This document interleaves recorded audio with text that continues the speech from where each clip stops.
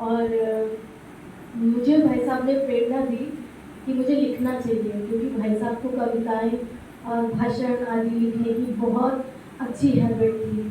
तो उन्होंने कहा कि आप एक लेख लिखो, और उन्होंने मुझे लेख दिया था नारी के सम्मान पर लिखने के लिए।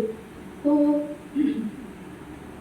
उन्होंने टेस्ट किया कि आप कैसा लिखोगे, अगर आप अच्छा लिखोगे तो आकाशवाणी जो स्टेशन है वहाँ भेजेंगे। तो मैंने लिखा, तो उन्होंने मुझे बोला, जब मैंने लिख कर दिया, उन्होंने कहा कि मेरे जहन में जो था उससे भी ज़्यादा आपने अच्छा लिखा।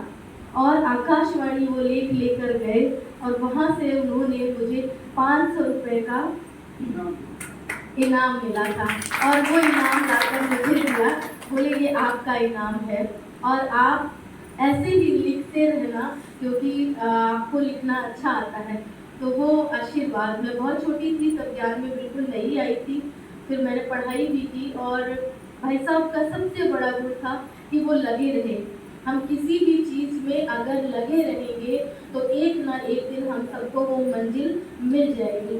हम सब क्या सोचते हैं कि अरे नहीं हुआ तो छोड़ो, समझ में नहीं आया ज्ञान तो छोड़ो, योग नहीं लग रहा है तो छोड़ो।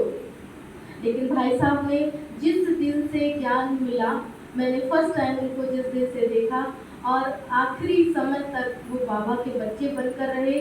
उनका तन, उनका मन, धन, श्वास, संकल्प सब कुछ उन्होंने बाबा को दिया, और उन्होंने औरों को भी प्रेरणा दी। मुझे नहीं लगता उन्होंने बाबा के अपने जो लौकिक परिवार है उसमें किसी को ज्ञान ना दिया होगा, प्रेरणा ना दी होगी कि आप सब भी ये जीवन परमात्मा के लिए लगाकर अपना सौभाग्य जो बनाने का समय है, वो सौभाग्य हम सब भी बनाएं। तो लौकिक परिवार से भी ये उम्मीदें होंगी। भाई साहब तो बहुत ही ज़्यादा आते रहते हैं, बेटे उनके बड़े बेटे, मैं उनको मिलती हूँ ज़्यादातर, तो आते रहते हैं। और मैंने पहली बार देखा, मैं मिलने गई तो भाई साहब, पहली बार, लोग माताएं रोती हैं, बहनें रोती हैं, बेटियां रोती हैं, पर भाई साहब की आंखों से आंसू झरझर गिर रहे थे।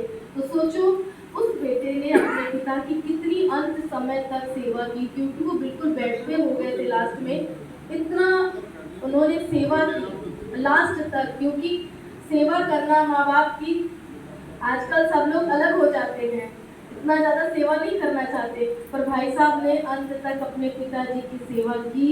और अंत में भी उनको यही था कि पिताजी और रहते तो अच्छा रहता, लेकिन समय सबका ड्रामा अनुसार फिक्स है कब जाना है। और मुझे तो खुशी है कि उन्होंने अपना पूरा संपूर्ण पुरुषार्थ करके बाबा की गोद में अमृत वेले, ब्रह्म मुहूर्त जिसे कहते हैं, ब्रह्म मुहूर्त में परमात्मा की गोद गुरुवार के दिन ली और अपना पुरुषार्थ पूरा किया। तो हम सब खुशी खुशी आज उनको सच्ची श्रद्धांजलि तभी दे सकेंगे, और यही सच्ची श्रद्धांजलि होगी कि जैसे उन्होंने अपना तन मन धन समय संकल्प लगाया, आप भी, परिवार वाले भी किसी न किसी तरह उनसे जुड़े रहे।